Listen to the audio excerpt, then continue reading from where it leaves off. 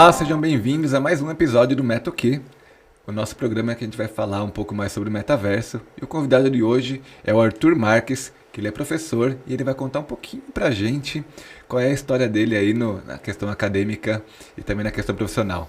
Seja bem-vindo, Arthur. Bem-vindo, obrigado aí pelo convite, Rodrigo. Estamos aqui juntos, vamos fazer o melhor possível, né? Conta pra gente um pouquinho. Você é professor hoje, né? Sim. Você leciona em 3 faculdades e você está fazendo doutorado, inclusive a tese é sobre metaverso, né? Sim, aplicado à educação. Conta um pouquinho a sua história, conta um pouquinho como que você chegou nesse ponto. Ah, legal. É rapidinho também, só vai demorar uns 4 dias, mas não, sem brincadeira. Assim, eu comecei bem cedo, comecei a trabalhar com 14 anos, né? Fui montador de produção numa indústria de autopeças, né? O Brasil, na época, estava trabalhando muito na indústria automotiva, né? Não tinha essas coisas todas que tem hoje. Bom, de lá, meu pai resolveu me ajudar um pouquinho, né? E falou, vamos fazer, você quer fazer um curso do quê? Eu falei, eu quero fazer um curso de computação, uma coisa nova que está aparecendo na época, né? Aí eu fui fazer computação, trabalhei com operação de computador de grande porte, né? Fui operador, schedulista na época que a gente falava, até começar a programar. Em COBOL na época, programação comercial era feita em COBOL para grande porte. De grande porte eu acabei indo para a plataforma média, eu entrei numa empresa que não existe mais no Brasil, mas era a maior empresa brasileira na época de automação bancária, era a CID Informática, do grupo Maclin, né, que tinha Sharp, tinha um monte de empresas aí. Aí fui me desenvolvendo lá, peguei uma das primeiras versões do IBM PC que chegou no Brasil, né? Começamos a trabalhar e fazer transferência, né, de programação daquelas máquinas de médio porte, mini computadores para as de pequeno porte. E aí entrei no mundo PC, né, como diz o outro. Plataforma baixa, como a gente diz. Comecei a trabalhar com a parte do mecanismo de hardware delas mesmas. Então comecei a dar aula de assembler depois. Foi aí que eu comecei... Nossa, muitos anos atrás, eu tinha o quê? Uns 20 anos, mais ou menos, eu comecei a dar aula de Assembler, do 80 e 86. Ah, foi ontem, velho. Foi ontem, cedo. Foi ontem, faz pouco tempo. Né? E aí o que acontece? Eu fui me apaixonando pela computação, por essas coisas. Né? Eu acabei me formando em administração de empresas, acabei já estando na área de computação, trabalhando fortemente com isso, desenvolvendo programas, sistemas, implantando. E aí você vai avançando, né? Você vai para a área você sai da programação, começa a ir mais para a área de análise, daí você vai para uma coordenação, uma supervisão, aí você vai subindo para a gestão, né? Essas coisas todas. E aí o tempo foi passando, a gente saiu lá do COBOL, foi para C, do C foi para Java, do Java hoje está com Python, está com R, e a gente foi evoluindo, né? E aí eu falei assim, bom, cheguei num ponto em que eu tenho que fazer alguma coisa, né? Daqui eu não vou subir, então a gente acaba empreendendo, né? Então tem uma pequena empresa que mexe com inteligência artificial, indústria 4.0, algoritmos, machine learning, deep learning, essas coisas aí, essas palavras da moda, né? Como a gente diz, e que desenvolve toda essa sistemática e vai evoluindo. E eu falei, poxa, mas eu também, um pouquinho mais para trás, eu preciso passar isso para frente. Como que eu vou passar, né? Só encontrando o pessoal que vai trabalhar comigo? Não, vamos para a sala de aula. Então, quando eu fui para a sala de aula, exatamente nessa parte de engenharia, de desenvolvimento de sistemas, de análise e tal, os cursos estavam começando, assim como o EAD estava começando também. Então, a gente começou a desenvolver e eu falei, eu não quero dar uma aula assim, batida. Então, eu comecei a mudar umas técnicas, comecei a colocar muito planejamento, muito projeto, porque eram as coisas que pegavam, né? Porque muita coisa dá errada hoje, e até hoje dão errada, né? No Brasil, porque as pessoas não planejam o que elas vão fazer. E isso em sistemas é crucial. Se você não planejar o que você vai fazer, você vai ter muitos problemas. Você vai ter usuários ligando para você às 3 da manhã, você entendeu? Ah, não funciona, não roda, você não entendeu o que eu falei. E a gente começa a passar isso para os alunos e graças a Deus, né, esses alunos acabaram indo adiante, levando, estão na minha rede hoje no LinkedIn, essas coisas todas, são grandes profissionais, né? Claro, não é todo mundo que seguiu a carreira, outros pararam, mas a gente evoluiu nesse sentido. E aí você está mexendo com isso, os alunos estão interessados, você fala, pô, por que você não faz um projeto assim? Por que você não trabalha assado? Por que você não faz, sei lá um estudo de imagem computacional?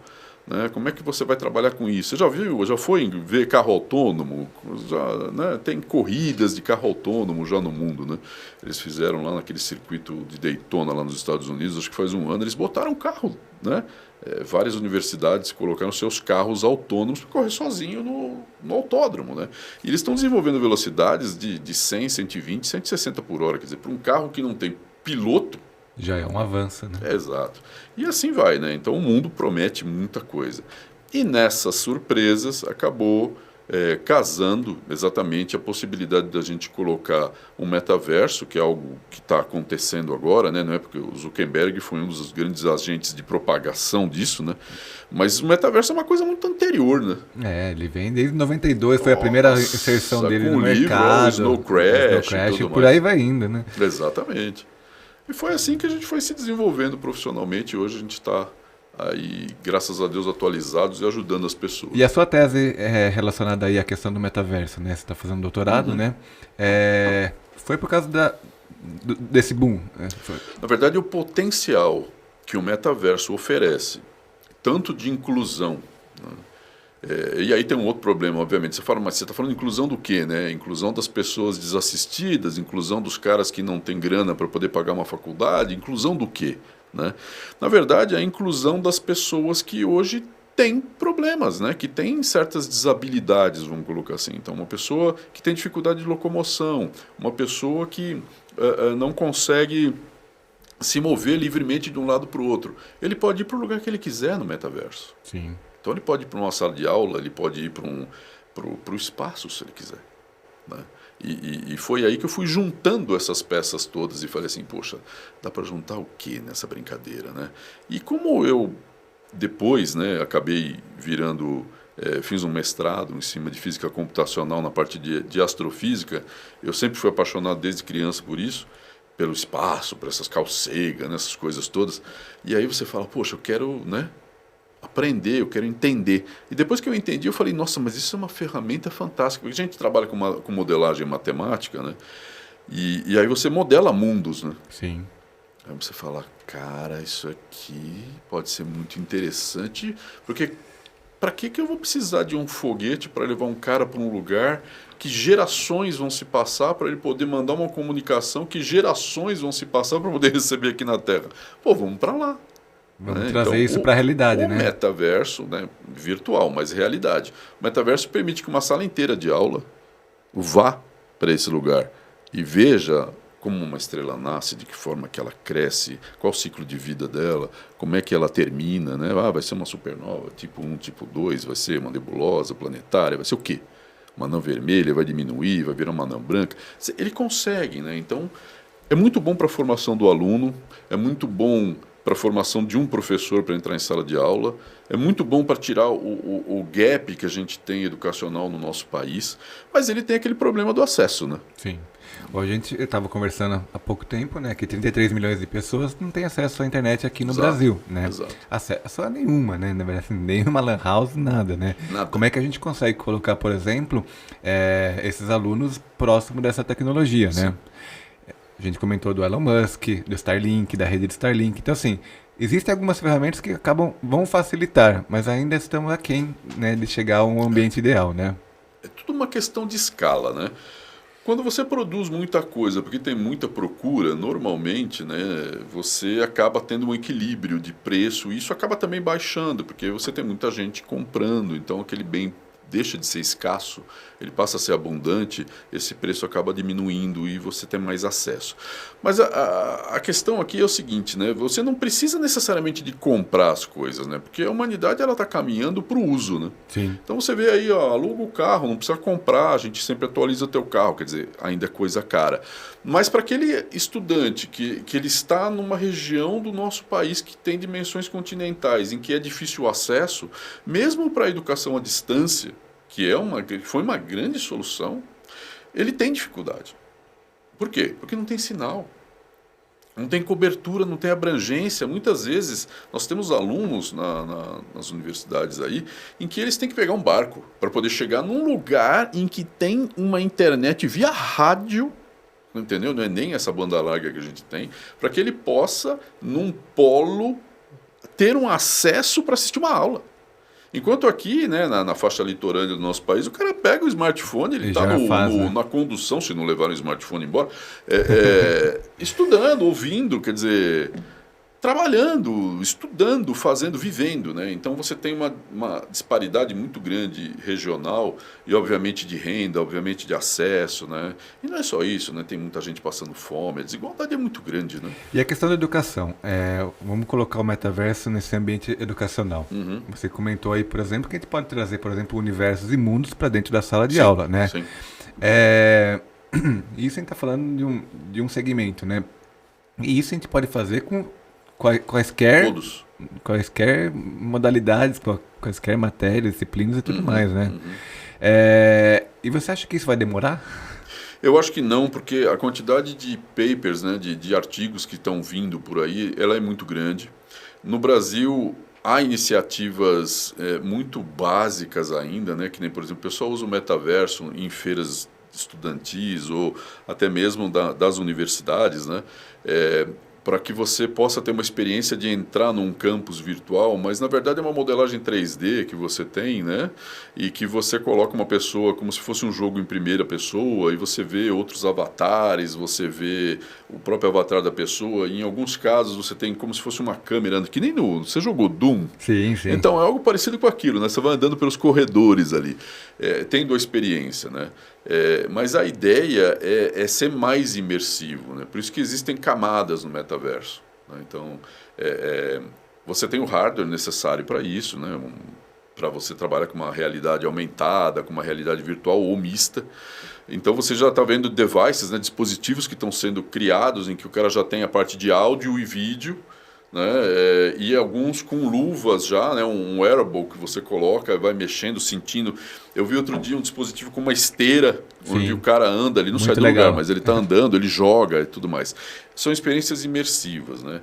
Aí tem um pessoal que é exagerado, fala, não, a gente vai viver no metaverso, né? Não, porque no metaverso, até onde eu sei, não tem comida, né? E você vai ter que acordar, você vai ter que sair do seu lugar, vai ter que se mover, mas... Você pode até pedir comida no metaverso para entregar em casa, né? Então dá para você fazer isso. Tem vídeos experiências que a gente vê aí sendo feitas, né? O Walmart, por exemplo, tem uma experiência de compra, né? O pessoal vai falar, os puristas, né, do metaverso, mas a experiência é tosca. Mas, gente, o metaverso, no estágio que ele está hoje, ele é muito parecido com o início da internet, da web lá atrás. Sim. Né? O pessoal não vendia smartphone, que tem poder computacional de uma máquina de grande porte do século passado, você entendeu? Eles vendiam telefone celular, era telefone móvel, entendeu? Depois falaram, por que a gente não pode tirar foto? E se eu mandasse um SMS, né? E se eu tivesse uma suíte de produtividade? Aí a coisa virou um monstro que virou hoje. Quer dizer, o metaverso, nós não estamos falando daquelas experiências só de Second Life, do início do ano 2000. O metaverso chegou onde chegou hoje e a inteligência artificial chegou aonde chegou hoje por causa do poder computacional. Então eu tenho mais poder de processamento em chips cada vez menores, lei de Moore, né, que ainda está em vigor, e isso está proporcionando o aumento, a queda do valor da memória, a queda do valor dos processadores, as máquinas com resolução cada vez mais alta, processadores gráficos sendo embutidos.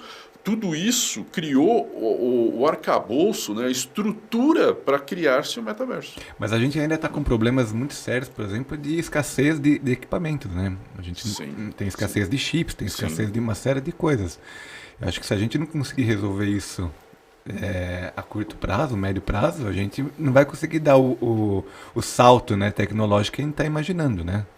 É que a tecnologia, quando você trabalha com essa parte de inteligência artificial e aquilo que você embute também no metaverso como programação, né, ela leva em consideração muito algoritmo, muito software, né?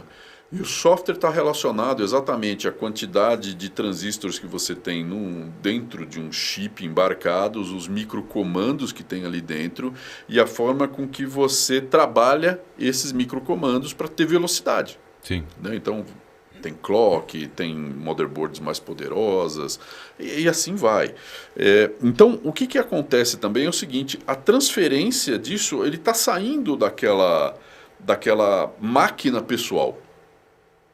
Na verdade, você vai ter um acesso pessoal, porque toda essa computação está indo para cima. Daí você fala, pô, mas a nuvem é um monte de máquina, de servidor que está espalhado em algum lugar do planeta que você nem sabe onde é e que proporciona aquilo. Mas na última milha, né, é um hardware, é físico, né?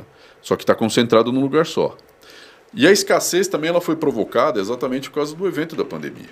Sim. Então não está tendo só escassez de chip no mundo, está tendo escassez de autopeça. Você vê que o valor do carro do usado está mais caro às vezes até do que o novo.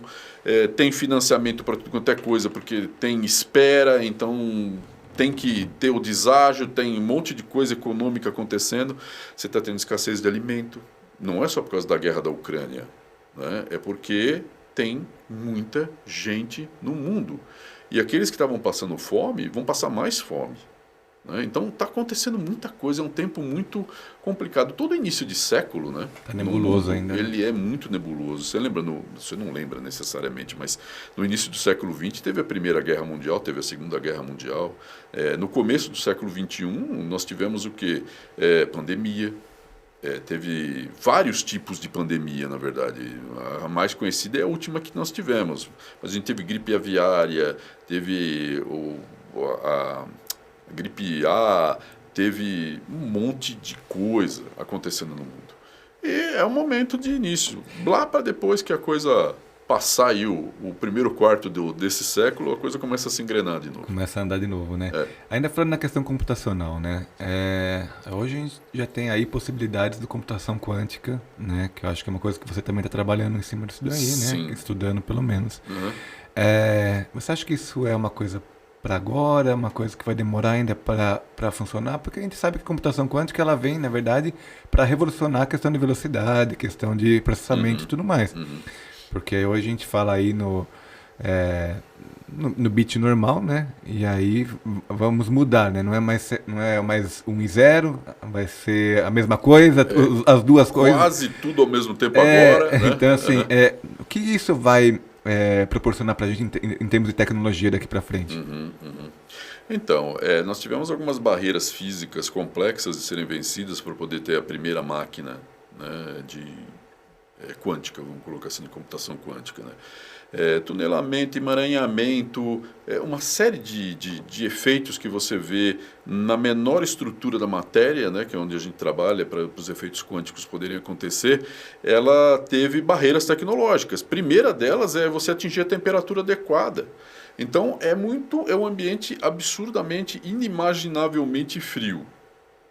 Primeiro, para poder acontecer as coisas que tem que acontecer. Segundo, toda vez que você vai observar o fenômeno, né, você para aquilo, né? Então, se eu analiso uma dimensão, eu perco a outra, né? Se eu pego essa outra dimensão, essa aqui vai embora. Então, é a materialização. Eu só posso pegar isso na hora que eu quero o resultado. Então, é um ambiente absurdamente controlado. Tanto é que as fotos que você vê dos computadores quânticos é uma estrutura pendurada normalmente, né? Você tem lá uma série de elementos de tubos, né? Microtubos de resfriamento, e você não vê ninguém ali. Não pode ter vibração, porque isso atrapalha, né? Você tem um monte de transmissão de feixes de laser ali dentro com altíssima precisão. Quer dizer, não dá, trocando miúdos, Rodrigo, não dá para ter um negócio desse em casa sem você gastar centenas de milhões de dólares. Então, isso me lembra daquelas... E se você pegar aí na internet, vai ver também aquelas fotos antigas de computadores, né? Aqueles computadorzão enorme, aquelas salas imensas, né? Um HD, tinha de uma tipo sala, dois né? caras ali só trabalhando com uniforme, jaqueta, jaleco branco, né? Aquela coisa toda. Tá mais ou menos assim com a computação quântica. Demorou quanto tempo? 60 anos. Às vezes 60 para 70 anos demorou para acontecer isso. E nós estamos ainda naquela infância de computação quântica. Você tem ainda os qubits, são máquinas com poucos qubits, né, que são a unidade. Em vez de você ter um bit, né, que é 0 ou 1, você tem todos os estados possíveis entre 0 e 1 que você vai trabalhando, e através das técnicas quânticas você gera o resultado do outro lado. É muito rápido? Gente, é inimaginável. Assim, você não consegue nem imaginar. Eu acho que a IBM chegou a 32 qubits só, Exato. entendeu? Exato. O Google, né? Eles estão 72, querendo... acho que foi no máximo que eles chegaram. É uma briga, né? É uma briga, né? É como foi na época também, briga. né? Você tinha Era a algumas IBM, coisas. tinha a Unisys, Sperry Rand, tinha... Agora, Arthur, a gente vai querer ter um computador quântico em casa? Vai Eu acho que precisar? não vai precisar. Não vai precisar. Não vai precisar. Nós vamos estar com interfaces avançadas. Aquilo que você vê hoje como interface, sabe, Rodrigo, não vai existir mais. Essa coisa que você vê bonitinha, cheia de ícone, que você tem que apertar o dedo, né? Bota o dedo lá para apertar, né? Vai ser uma coisa aberta. Você vai ter uma interface mesmo na sua... Tipo retina, sabe? Implantada. Então chegaremos no metaverso. Nós vamos chegar querendo ou não no metaverso, cara. Ou porque ele vai estar implantado em você, ou porque você vai acessar de uma forma diferente que você acessa Então, hoje. independente se você vai utilizar um óculos de realidade aumentada, realidade virtual, realidade mista, como o HoloLens, por exemplo, da Microsoft, tudo isso, na verdade, vai ser natural aos poucos, né? Sim, a gente ainda está engatinhando nesse universo. E vai ser né? uma coisa que você fala, nossa, como é que vocês viviam daquele jeito, né? Sim. Colocando um negócio na cara, de repente, né? Ou então vocês tendo que acessar um portal, né? Hoje em dia, a molecada, aí você pega aí as suítes, os jogos, né? De forma geral, né? Você pega um Xbox, pega uma console da PlayStation, alguma coisa, você tem que acessar, né? Então você acessa, clica no jogo, carrega lá o Fortnite, carrega Roblox, carrega Minecraft, né? Aí você vai para os metaversos desses caras, daí você troca, mas... Se você parar para pensar, né, nós estamos ainda usando objetos muito físicos, né? Eu tenho que botar o óculos, tenho que vestir a roupa, você entendeu? Isso no futuro, não tão distante assim, você vai ter empresas que nem a do Elon Musk mesmo, o Neuralink, tem outros concorrentes do Elon que já estão trabalhando com isso. Colocar um chip na cabeça. Você vai botar um chip, ou você vai fazer alguma coisa na sua retina, vai colocar uma lente de contato, de repente, para você jogar, não sei, a gente está imaginando. Sim. E você vai lá para dentro, né? Então, você vai precisar de sair para fazer o quê? Praticamente interagir com as pessoas. Arthur, agora eu vou entrar em uma seara que você conhece bem, que é a questão da ciência de dados, né? Certo. Quanto mais movimentação a gente tem nesses mundos, mais pessoas entrando nisso daí, mais dados tem para modelar, para... Você acha que a gente vai ter capacidade para tanto física, né, quanto de capacidade de pessoas mesmo, para gerenciar todos esses dados? Isso é uma coisa muito legal, essa pergunta, Rodrigo. Sabe por quê? Porque muita gente fala assim, vou trabalhar com ciência de dados, né? Vou chegar lá, vou colocar umas coisas, descobrir coisas, tal, não sei o quê. O trabalho para se fazer isso é muito grande. E teve que se criar uma infraestrutura muito bem articulada para se poder trabalhar com esses dados. Então você tem vários tipos de necessidade de dados. Então você tem o dado transacional, que é utilizado pela sociedade, pelas empresas de forma geral, onde elas querem saber, como é que eu faço para vender mais? Ou então, será que se eu fizer uma campanha de Dia dos Namorados, usando isso aqui para aquele público, para atingir aquele nicho, vai dar certo? Quer dizer, qual a probabilidade que eu vou ter em cima disso? Aí é que entra matemática e estatística pesada. Então o aluno, às vezes o profissional também que quer entrar na área, ele fala assim, não, vou chegar lá, vou apertar uns botões porque está tudo pronto. Não, meu amigo, não está tudo pronto.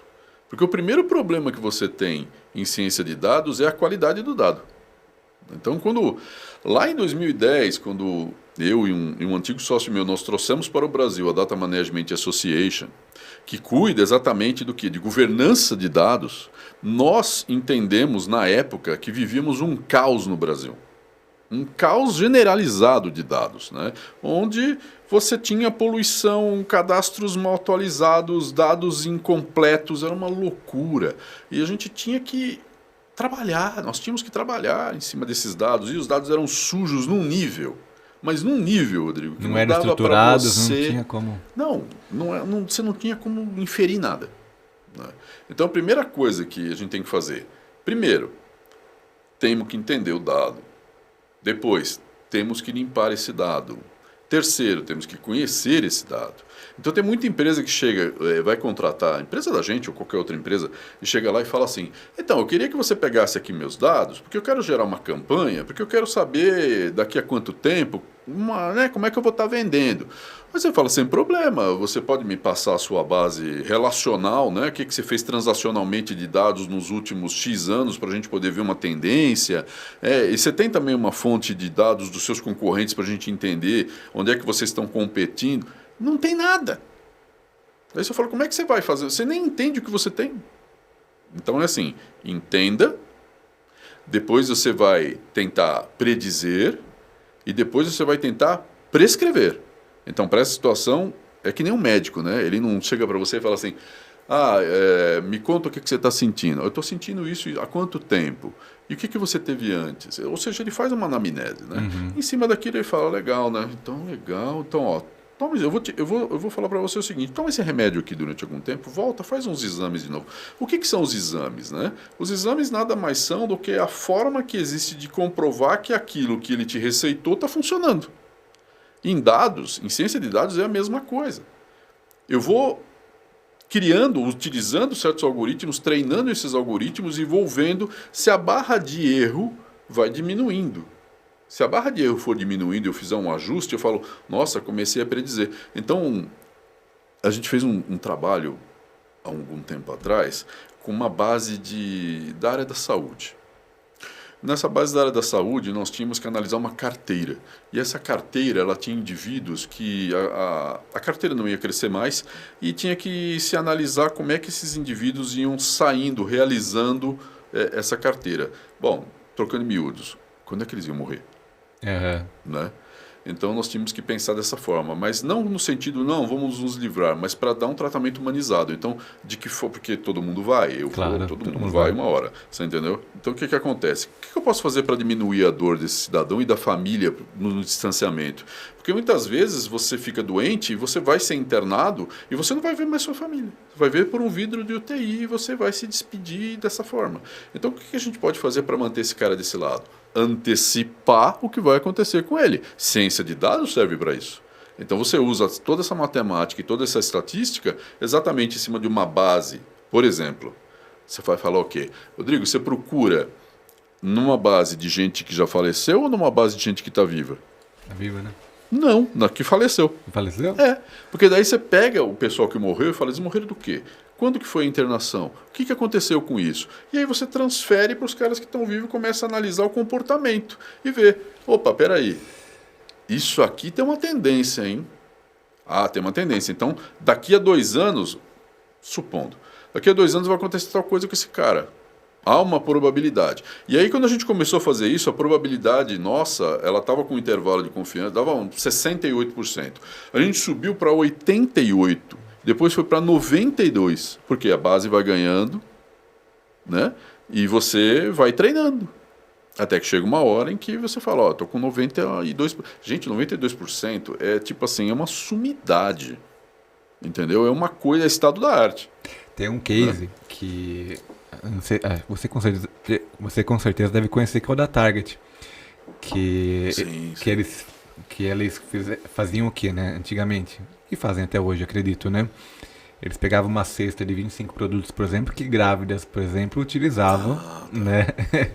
E conforme as compras ali, eles sabiam que a pessoa estava grávida, faziam um cálculo de quais produtos que ela comprava em determinado momento da gravidez, sabia mais ou menos o estágio e tudo mais. E se eu não me engano, nesse case, teve um pai que estava muito bravo, foi até a Target reclamar, falou, meu, vocês estão incentivando minha filha a engravidar, não sei quem, não sei que lá, que estão mandando e-mails para ela falando sobre gravidez, sobre a venda de produtos. E na verdade, assim, o gerente, ele falou, não, tudo bem, eu vou verificar o que está acontecendo, peço desculpas e vou resolver isso daí, né? Aí ele foi, né? Aí depois de um tempo, antes de ter a resposta, né, da Target, o pai voltou lá pedindo desculpas, que realmente a filha dele estava grávida. Então a Target usou a ciência de dados, né, para saber que aquela pessoa estava grávida antes mesmo da família, né? Perfeito. Ela usou ciência de dados para fazer isso e violou vários direitos, né? Sim. Uma das coisas que são importantes que o pessoal não sabe é assim, tudo que a gente faz na web, né, fica na web. Então, tudo que você faz em Vegas, fica em Vegas, né? Lembra esse negócio? Tudo que você faz na web, está lá na web. Então, cada foto que você coloca, cada segredo que você conta, cada coisa que você faz e que você registra em Instagram, Facebook, LinkedIn, aquilo que você quiser, está lá à disposição. Tanto é que os países, de forma geral, os governos, resolveram criar uma forma de regular os dados pessoais para evitar isso, porque estava aberto. Você nem sabe que você clicou lá porque você quer o WhatsApp, por exemplo. Você deu sim lá, você está vendendo quase sua alma, né? O cara pode fazer o que ele quiser. Então o que acontece? Nós temos algoritmos e robôs que vão lá e varrem isso e pegam tudo isso. Então muitas vezes, uma vez, teve um caso sobre preconceitos, né? Com visão computacional, câmera em metrô. Lá na China o pessoal usa direto na rua para identificar. Você tem softwares aqui que detectam pessoas específicas, procuradas ou não. Isso é uma violação de direitos, né? Então tem toda uma legislação da LGPD, por exemplo, que você tem que respeitar. Então você tem que pedir autorização para o cara poder usar o dado. Então, por exemplo, essa empresa ela não poderia fazer isso hoje sem o consentimento da menina, da moça lá, que estava grávida, obviamente, e que todo mundo já sabia, né, menos o pai, na verdade, para poder pedir autorização para usar os dados dela. Sim. Ela tem que falar, ok. É uma das hipóteses, tem hipóteses contratuais. É que a gente fala ok para tudo, né? Às vezes. Você nem pensa, você está lá... Você está lá, você fala ok, que você quer finalizar logo aquele processo que você iniciou. É né? no ato mecânico, por quê? Porque você quer satisfazer um desejo. Então a gente aproveita, né, tem toda uma neurociência por trás disso. A gente não usa inteligência artificial, ciência de dados, essas coisas, sem levar em consideração um conhecimento psicológico do que dispara, certo? Os gatilhos neurais que disparam o desejo, a vontade. Então todas as campanhas que a gente faz baseadas em ciência de dados, essas coisas, elas têm um fundo psicológico. Elas analisaram em cima, então a gente vai fazer isso e vai usar essa estratégia, porque isso aqui vai disparar um mecanismo que vai dar vontade de você consumir, que você vai usar e que você vai fazer. E aí você vê o resultado. Tem uns caras que conseguem bom, tem uns caras que não conseguem bom. Ah, errou. Então tem uma coisa que o pessoal fala muito hoje em dia, que é bem moda: erre cedo, erre rápido, corrija e faça de novo. Sim. Então é isso. É a grande métrica das startups, né? Exatamente. Que eles fazem isso. Agora, falando em relação à questão da proteção de dados dentro do ambiente no metaverso, por exemplo, eu acho que a gente vai ser ainda mais estimulado a fazer aquisições por impulso Sem e dúvida. coisas do tipo, porque é um ambiente gamificado, né? Sim. E a gente vai conseguir controlar isso lá dentro? Então, você sabe que no campo do direito, né, do direito digital especificamente, há muita discussão, muita conversa. E não é só com relação a nós colocados numa skin, né, dentro de um ambiente virtual, que é o problema. Né? Nós temos também outras coisas que estão acontecendo agora, nesse momento, que dizem respeito à aplicação da IA num estágio mais, vamos colocar assim, operacional. Uma IA operacional. Onde é que está a IA operacional? Está nos robôs nas fábricas. Uhum. Né? Então, você tem um companheiro, se o seu companheiro de baia ali de trabalho é um robô. Né? É um robô lá pega uma empresa alemã, é a KUKA, por exemplo. Tem robôs fantásticos. Quem gosta disso, tem vídeos na internet de robôs da KUKA tocando instrumentos musicais, jogando ping-pong. Quer dizer, olha o nível de perfeição que tem esse cara e o que precisa para programar esse robô para ele poder perceber. A IA embarcada nele é alta. Então, o que acontece? Qual é o direito de um robô? O pessoal está chegando nesse nível, né? Ele vai ter férias? E se ele matar alguém, ou machucar alguém, ferir alguém, eu vou imputar a culpa, a responsabilidade a quem? A ele vai ficar preso? Tipo, entendeu? Ele não é senciente. Tirando aquele cara da Google lá, que falou que Duplex, a inteligência lá da Lambda lá, falou que era inteligente. Mas, na verdade, as máquinas, elas são programadas, elas têm uma base. Essa base de consulta delas é utilizado para que ela, entre muitas aspas, gente, ela aprenda Mas aquilo são chuvas de palavras, são combinações estatísticas em que ela tenta buscar a melhor possível dentro daquilo que ela percebe pelo comando de voz. E aí ela tem análise de discurso, ela vê o que você está falando, se você está emocionalmente comprometido ou não, qual é o tom de voz, que tipo o que você está olhando, gestual. Então, é uma série de coisas que você está analisando. Visão computacional, linguagem, né, natural. Né? Uma série de coisas que ela analisa. E ela vai usar o que... Ah, não, peraí, esse cara aqui eu vou usar essa... Joga. E você fala, nossa, parece que eu estou conversando com uma pessoa, né? Então você se compromete emocionalmente, porque nós temos essa característica como pessoa. Você pega o Google Duplex, que veio para o Brasil Exato. Agora, né? Que ele pode ligar para um restaurante, fazer uma reserva para você, ligar para um cabeleireiro, por exemplo, fazer uma reserva para você, sem depender de você. Você só faz a solicitação, ele vai lá e faz, né? Ou seja, né, tá cada vez mais difícil de você perceber se você está falando com uma máquina ou com uma pessoa. Mas não é um perigo isso, né? Depende de como você olha, né? A inteligência artificial pode ser utilizada hoje e em cima de ciência de dados, tá ok? Você analisa comportamento, você analisa uma série de coisas, dados estruturados, não estruturados, né, de forma geral, e você traz isso. Então, por exemplo, um governo pode se apropriar disso e utilizar para manipular uma população, para jogar uma mentira ou para dizer uma verdade. Então, há toda uma coisa ruim. Mas tudo tem dois lados, né? Sim. A gente está falando de inteligência artificial e a gente sabe que um dos problemas do metaverso vai ser a mão de obra, né, para desenvolvimento. Você acha que a inteligência artificial ela pode auxiliar na construção desses mundos? Ela pode auxiliar e ela já auxilia hoje no mundo físico isso. O que gera um problema trabalhista muito grave, né? Porque você pega movimentos hoje em dia que eram feitos por humanos e você transferiu para a máquina. Ou ela analisa certas coisas que era um trabalho, entre aspas, braçal. Então, hoje você tem um nível de substituição de mão de obra humana por mão de obra artificial, ela está relativamente alta, mas ela está ainda de forma fabril. Ela ainda não foi muito para a parte intelectual ainda, né? Você não consegue necessariamente substituir um médico. Você tem uma IA que faz cirurgia, mas ela tem uma assistência. Você tem um cara, você tem uma IA que analisa papers ou que te ajuda na pesquisa, mas você tem um especialista. Você tem uma IA que monta peças jurídicas, mas tem advogados por trás, entendeu? Não existe uma autonomia. Toda IA, hoje, ela tem um propósito específico.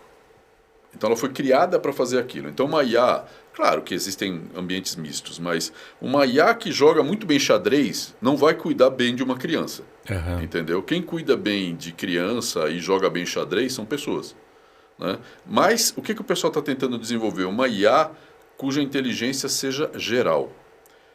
Só que para colocar uma inteligência geral numa IA, hoje em dia, você teria que ter um poder de processamento inimaginável, cara. Assim, você imagina um computador do tamanho da Terra, é mais ou menos o que você precisaria para simular um ser humano, vamos colocar assim. E nós estamos muito longe disso. Se a gente não consegue nem resolver a questão Talvez da computação a computação quântica. É isso mesmo. Mas por hora a gente não conseguiu ainda, né? Não, isso é mais manchete, é mais uma coisa de marketing mesmo do que outra coisa. Não tem, pode até ter, algum porão em algum lugar, né, que está todo mundo lá trabalhando para criar uma máquina autônoma, mas montar Skynet, daí criar guerra das máquinas. Não. Estamos longe disso. A gente está um pouco distante disso daí, Matrix da vida, ainda né? Ainda bem, né? Por um lado. Arthur, nosso tempo já acabou. Poxa, querido, o papo foi maravilhoso. Quero agradecer muito a sua presença aqui. Eu acho que é importante a gente sempre falar de tecnologia, inovação. Quero convidá-lo mais para frente para falar só sobre educação no metaverso, que acho que é um assunto que a gente vai discorrer aí e vai ficar bastante tempo falando só sobre isso, que você mesmo fala que é o futuro, e eu acho também, eu concordo. Eu acho que essa parte educacional no metaverso vai auxiliar muito a gente poder, por exemplo, trazer mundos, conhecer a Grécia Antiga e tudo mais, um monte de experiências imersivas aí, que a gente gostaria de ter tido no nosso tempo, né? Acho que... Nossa, muito, né? Seria muito legal, né? A gente que gosta muito dessa parte de astronomia e tudo mais, a gente poder visitar, né? A gente viajava mais mentalmente, né? Agora a gente vai poder, né? Quem sabe aí começar a viajar realmente através de estruturas aí montadas para isso. Né? Não, legal. É um prazer estar contigo, é sempre bom, né, a gente conversar. É um prazer também poder falar com todos aqui e passar um pouco daquilo que a gente faz de pesquisa e do trabalho do dia a dia da gente. Legal. Então, muito obrigado, Arthur. E aí, a gente vai ficando por aqui e semana que vem a gente tem mais uma edição do Metal Key. Obrigado.